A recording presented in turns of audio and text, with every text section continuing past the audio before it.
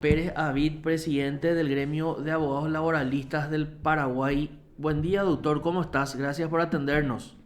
Muy buenos días, Jorge, a vos y a vos, Marco, también y a los oyentes. Gracias por atendernos, doctor. En estos últimos días, en estas últimas semanas, varios, un poco usuarios de justicia y más usuarios del área laboral se comunicaban con nosotros y nos decían, no puede ser que mi caso esté hace 7 años, otro nos decía hace 5, y el que más nos llamó la atención, 9 años. Y hace 9 años que yo pedí reincorporación a mi trabajo. Y imagínense si voy a esperar que la justicia se expida. Hace 9 años estaría sin trabajo y sin el pan de cada día para mi familia. Doctor, ¿esto puede durar tanto? Y sí, lamentablemente, estamos en una situación bastante crítica en este tema de los procesos judiciales. Hay que también distinguir de que existen magistrados que tienen una diligencia totalmente diferente a otros magistrados. Con este tema del expediente electrónico se ha demostrado de que facilita mucho a los justiciables poder presentar, hacer las presentaciones, hacer seguimiento a sus expedientes, pero finalmente la eficiencia o no de un expediente judicial, un expediente electrónico radica en las personas, en lo diligente que puedan hacer los actuarios y los magistrados. Y aquí hay ejemplos, ¿verdad? Existen muy buenos magistrados que en 4 meses, 5 meses, 6 meses concluyen un juicio, y hay otros magistrados con este sistema actual de expedientes electrónicos están concluyendo en 2 años, ¿verdad? Entonces uno se percata de que realmente pasa por las personas y no precisamente por los medios de trabajo que implican los expedientes. Sí, definitivamente, doctor. Y en el ámbito penal nosotros conocemos el artículo 112, el 113 y el 114, que son mecanismos y herramientas que tienen los jueces para sancionar a abogados que abusan del derecho o que incurren en mala praxis en sus defensas.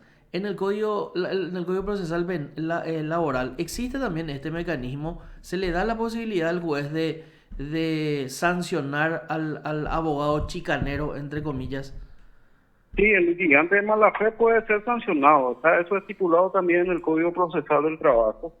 Y pero más que nada, le voy a comentar más o menos el artículo específico, estoy revisando el Sí, código, sí, pero sí, sí. lo que más que nada lo que ocurre aquí es que muchas veces los incidentes, las excepciones que se plantean no son resueltas en tiempo y forma. Porque yo le comentaba el caso del magistrado que concluye en 4 o 5 meses o en 6 meses su expediente. Eso es ya con incidentes de por medio. O sea, por los incidentes y las excepciones son puntuales dentro del proceso laboral. Entonces, normalmente la decisión no debe pasar más de 2 meses como máximo, porque el periodo de prueba, si es que se admite dentro del periodo del proceso laboral, son apenas de 10 días, 10 días son, según nuestro sí. código. Entonces, en 10 días uno tiene que producir todas las pruebas y después ya tiene que entrar autos para resolver. 10 días hábiles, doctor. 10 días hábiles, sí, O sea, señor. 2 semanas del Poder Judicial. En dos Así semanas mismo, uno tiene sí. que ofrecer y producir todas las pruebas vamos por el proceso. Se presenta una demanda laboral. ¿Cuántos días tenés para contestar? 6 días, 6 días. 6 días. Las excepciones se contestan en 3 días. Pero cortísimos son los plazos, doctor. Los plazos laborales son los más cortos y los más o sea, son plazos cortos y perentorios. O sea, nos limita incluso una ampliación de plazos, salvo alguna excepción y que depende exclusivamente del magistrado considerarla o no, ¿verdad? Sí, porque tenemos acá 6 días para contestar la demanda, 3 días para contestar una excepción que generalmente se decepciona al contestar la demanda. Son 9 días hábiles, más 10 días hábiles son 30 días. O sea, un mes y medio uno debería de tener básicamente armada la demanda, o sea, el proceso laboral y ahí llamar a autos para resolver. Así mismo. Y el periodo ordinario de prueba es de 20 días. Ya, ya, ya. 20 días de periodo. Y sí, en 2 meses uno con diligencia podría haber. O sea que en realidad acá pasa mucho, doctor, por la no diligencia de los juzgados, doctor. O sea, por más que yo excepcione, por más que yo presente una acción en contra de lo que me presenta mi demandante o mi demandado, él pasa por el juzgado la rapidez en resolver eso. Así mismo, sí, así mismo es. Lo que le estaba comentando en el tema ese de que los litigantes deben Sí, comportarse dentro de una lealtad y probidad durante el proceso está en el artículo 56 del Código Procesal del Trabajo. Entonces, en este título ustedes van a encontrar que el magistrado tiene las más amplias facultades para tomar cualquier tipo de decisión en cuanto a ¿cómo se llama? Presentaciones totalmente fuera de lugar, ¿verdad? doctor. Buenos días, doctor. Jorge Orlón Luna le saluda. Sí, ¿qué tal, doctor? ¿Cómo está? Muy bien, un gusto conversar con usted. Igualmente. Eh, Quería hacer una pregunta más de tipo político. El Poder Judicial en el fuero laboral, ¿cómo usted calificaría la respuesta que da a los problemas laborales que existen en nuestro país, que son muchísimos? Algunas veces escuchamos conversaciones de personas conocidas o nos enteramos a través de diversos medios de ciertas cosas que parecerían ser como normales en ese difícil mundo del trabajo. Por ejemplo, que pretender formar un sindicato en Paraguay tiene como respuesta muchas veces o casi siempre el despido. Estas famosas estrategias de las empresas de despedir o hacer firmar nuevos contratos o hacer renunciar a las personas cuando están por adquirir la estabilidad laboral. Personas que cuando aceptan un trabajo se ven obligadas a firmar renuncias en blanco, pagarés inclusive en algunos casos se mencionan. Estos casos serían dos preguntas en una. ¿Estos casos se judicializan? ¿Cuál es la respuesta del fuero laboral al sector más débil, obviamente? Correctísimo. Me sale con eco mi retorno. No sé si falta un poco hacer algún ajuste allí. Vamos a ajustar, Pero vamos a ajustar. le comento lo siguiente, y lo que siempre sostenemos. Todos los problemas desembocan en el fuero judicial, en sede judicial, porque fracasa el Ministerio del Trabajo. El Ministerio del Trabajo no tiene un rol realmente que la misma ley le otorga, que es el de ser policía laboral. O sea, si el Ministerio del Trabajo cumple su rol acabadamente, entonces muchos conflictos no van a llegar al Poder Judicial. Imagínense que nosotros estamos teniendo en el país 73% de informalidad laboral.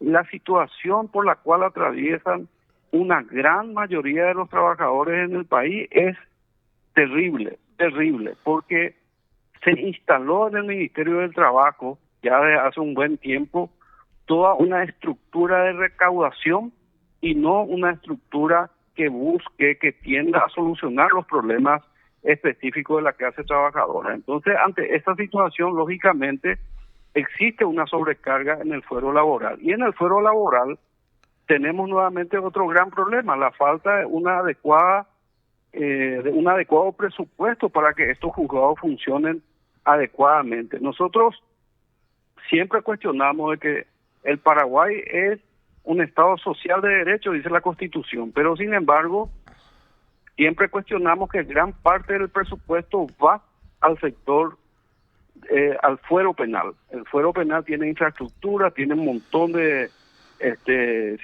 circunstancias y de elementos que pueden hacer funcionar mejor a los juzgados, tienen incluso sobresueldos los magistrados, etcétera, pero el fuero social, que es el fuero laboral, donde convergen justamente los conflictos de carácter social y donde también se debe llevar en cuenta que el salario constituye para el trabajador o la trabajadora un derecho alimentario. Nosotros siempre tenemos que enfocar que el salario para el trabajador es un derecho alimentario, porque de ese salario subsiste él y su familia para poder sobrellevar la vida en este país, ¿verdad? Entonces, Cuando ese derecho alimentario no es protegido debidamente por el Estado, que es el que debe tutelar los derechos, entonces estamos ante un grave problema. Nosotros necesitamos que los juzgados laborales sean realmente considerados por los señores ministros de la Corte, por la Corte Suprema. Yo le decía justamente a 4 ministros de la Corte Suprema, donde tuvimos una reunión virtual vez pasada, de que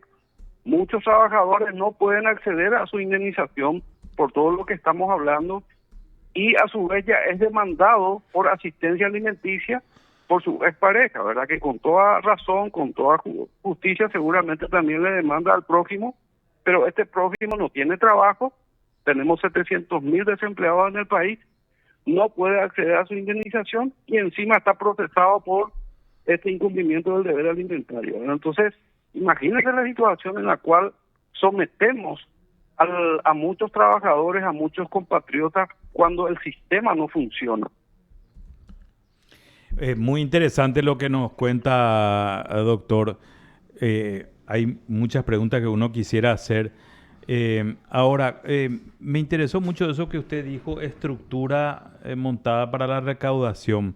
Sí, podría precisar mejor, bueno, cómo funciona eso y sobre todo qué daño produce, reitero, en el sector más débil de la relación laboral que nos interesa particularmente. Claro, empezamos por varias cuestiones, ¿verdad? Una de ellas es que los inspectores del trabajo son designados más bien por criterio de carácter político, con el fin de recaudatorio incluso, ¿verdad?